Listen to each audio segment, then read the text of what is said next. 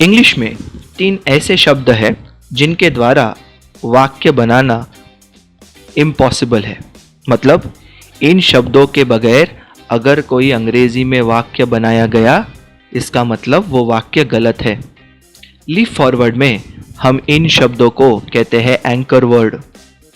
3 प्रकार के होते हैं anchor word: power word 1, power word 2 और एक्शन वर्ड।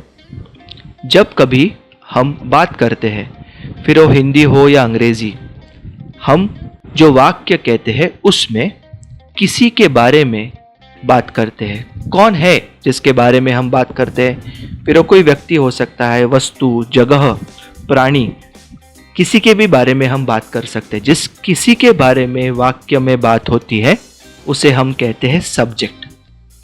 किसी भी वाक्य में हम सब्जेक्ट का वर्णन करते हैं या फिर हम सब्जेक्ट के पास क्या है ये बताने की कोशिश करते हैं या फिर हम सब्जेक्ट क्या कर रहा है ये बताते हैं।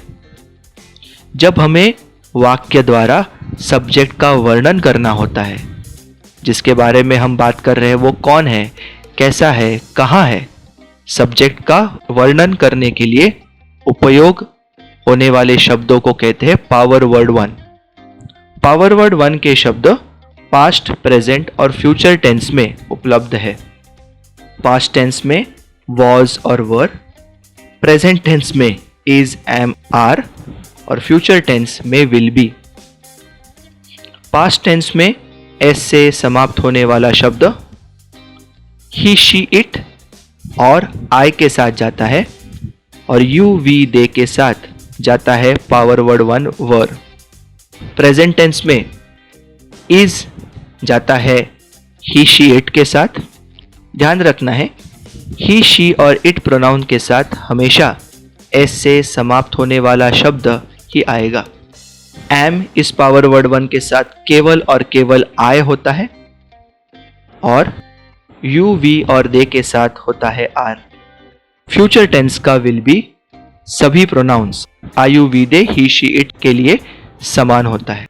तो पावर वर्ड 1 ऐसे शब्द जिनकी मदद से हम वाक्य के सब्जेक्ट का वर्णन करते हैं।